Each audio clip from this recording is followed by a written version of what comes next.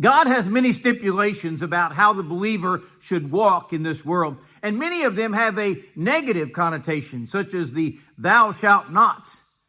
Good morning, this is Pastor Ernie Lewis of the Blue Point Church in Sisney, Illinois, with your thoughts for Tuesday. We can read a lengthy list of laws and commandments throughout Leviticus, which God was giving to his chosen people before they entered into the promised land of Canaan.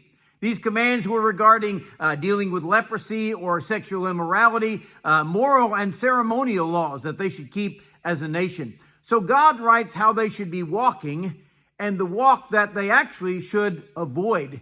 In Leviticus chapter 20 and verse 22, he said, "You shall therefore keep all my statutes and all my judgments and perform them, and you shall not walk in the statutes of the nation which I am casting out before you, for they commit all these things, and therefore I abhor them."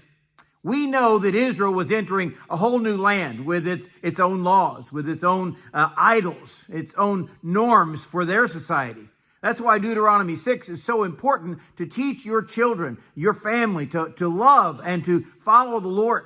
We find that his warning is not only to follow his new commands and his judgments, but they were to steer clear of the godless ways of this land that they were entering.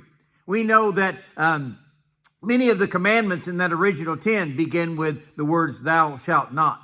God was giving his people directions on how to worship him, on how to carry out sacrifices. And many of these directives were to keep his people holy and pure from the world around them. John even tells us in his New Testament epistle, we're not supposed to love the world or follow its ways. He said, "Do not love this world or the things in this world. If anyone loves the world, the love of the Father is not in him. For all that is in the world, the lust of the flesh, the lust of the eyes, the pride of life, it is not of the Father. It is actually of this world." And we can surely look around us today and see those things that are not acceptable in God's eyes. I love the reference that God makes about Job, that he was a man who loves God and shuns evil. He was actually described as blameless and upright because he made God's priorities his priorities. I wonder if that could be said of us in the society in which we live. God warned Israel not to walk in the statutes of the land which he was driving out before him. These may not even have been statutes, just evil actions that they had adopted as normal in their society. I know many today will be voting for a party that wants to normalize abortion in our nation, to make it available at any stage of a pregnancy.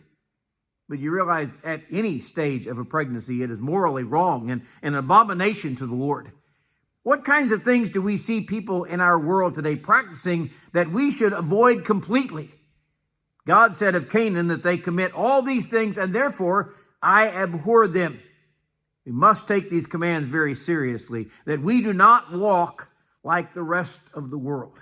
Some have said that the world is really trying to move away from Christianity, but we're just following right on their heels. Let's make a list of those things in our mind, or maybe even write them down on paper, that this world is involved in that is abhorrent to God. And let's make a commitment that we will not follow them. We will avoid this walk completely.